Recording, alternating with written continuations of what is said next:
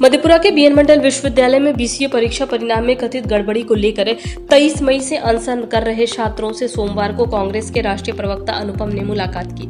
उन्होंने छात्रों से बातचीत कर उनकी समस्याएं सुनी और विश्वविद्यालय प्रशासन से उनकी मांगों को शीघ्र पूरा करने की अपील की। पत्रकारों से बातचीत में अनुपम ने कहा कि बीसीए छात्रों की समस्या बेहद सामान्य है, जिसे विश्वविद्यालय प्रशासन आसानी से हल कर सकता है, लेकिन प्रशासन की हठधर्मिता और संवेदनहीन रवैये के कारण छात्र पिछले कई दिनों से हाईवे किनारे खुले आसमान के नीचे रात बिताने को मजबूर है।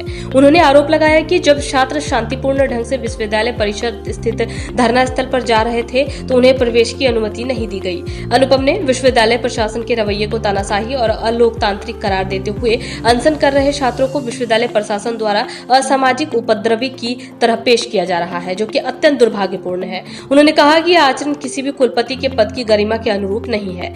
कांग्रेस प्रवक्ता ने कुलपति पर संवाद विरोधी होने का आरोप लगाते हुए कहा कि विश्वविद्यालय ऐसे लोगों के हाथों में है जो छात्रों की आवाज को सुनने के बजाय उसे दबा रहे हैं। उन्होंने यह भी कहा कि यदि जरूरत पड़ी तो यह मामला सुप्रीम कोर्ट तक ले जाया जाएगा। कांग्रेस नेता राहुल गांधी से लेकर राज्यपाल तक को विश्वविद्यालय की समस्याओं से अवगत कराया जाएगा।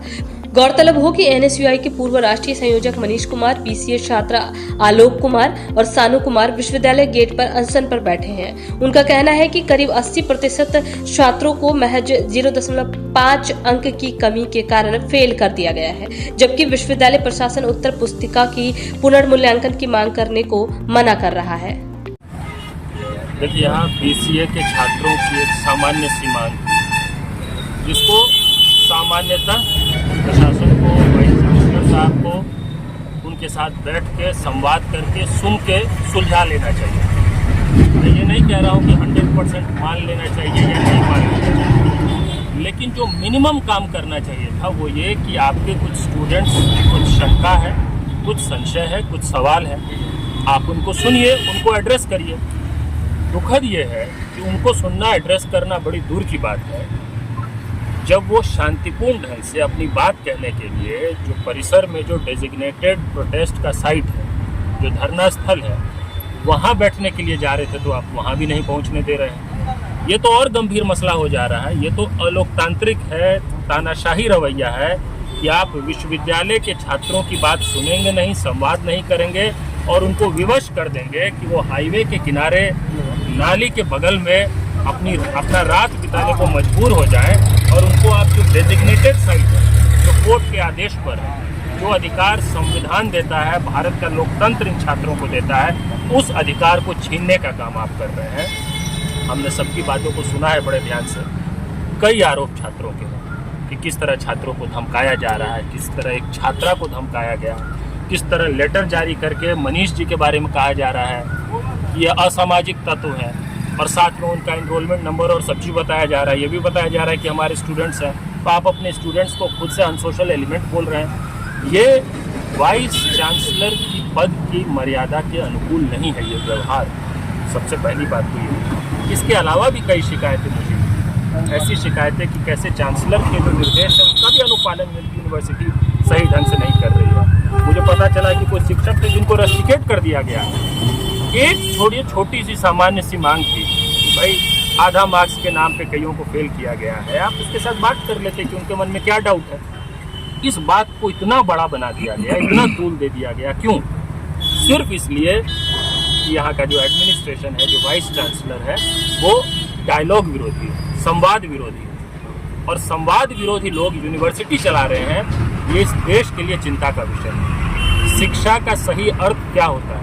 देखिए, शिक्षा देना यूनिवर्सिटी का काम है। शिक्षा का सही अर्थ ये होता है कि छात्रों के अंदर सामाजिक चेतना का, राजनीतिक चेतना का भी विकास हो। लेकिन यहाँ पे क्या किया जा रहा है कि उसको कुंद किया जा रहा है, दबाया जा रहा है।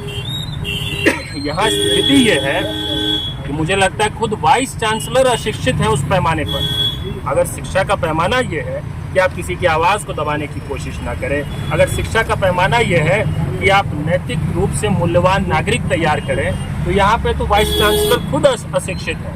यहाँ एक अनएजुकेटेड वाइस चांसलर मिल गया है यहाँ पे। बड़ी चिंता की बात है। और इस भ्रम में मैं आपके माध्यम से वीसी सर तक ये बात पहुँचाना चाहता हूँ कि वो इस भ्रम में कतई न रहें कि उनका जो रवैया है, उनका जो तौर तरीका है, वो यहीं घूमता रह जाएगा।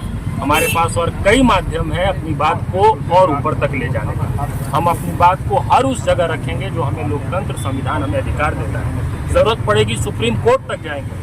सुप्रीम कोर्ट के सीनियर लॉयर से अभी मैं बात करूंगा गाड़ी में बैठने के बाद। हमारी पार्टी के नेता राहुल गांधी से हमारी बात होगी, उनको मैं पूरी जानकारी देने वाला हूँ उस मामले में। और जरूरत पड़ेगी तो राज्यपाल महोदय से मुलाकात करेंगे और उनको बताएंगे कि देखिए आपके संरक्षण में, आपके देखरेख में इस यूनिवर्सिटी में क्या हो रहा है। इसीलिए आपके माध्यम से वीसी सर से रिक्वेस्ट है कि वो जल्द से जल्द इन छात्रों के साथ संवाद करें। अनशन पे बैठे हुए हैं, सिर्फ मनीष ही नहीं, 2 और छात्र हैं जो बीसीए के जो अनशन पे बैठे हुए हैं। थोड़ा करुणा दिखाए, थोड़ा ये समझे कि वो अभिभावक की भूमिका में है, ये छात्र है, और उनके साथ संवाद करें, समस्या को सुलझा दें।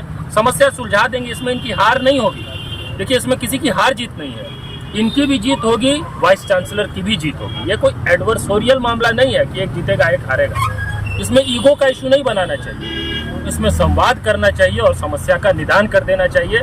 हम भी उनकी तारीफ करेंगे इस समस्या को, अगर ये इस सवाल को ये तुरंत निदान करके आज के आज समाप्त कर दें।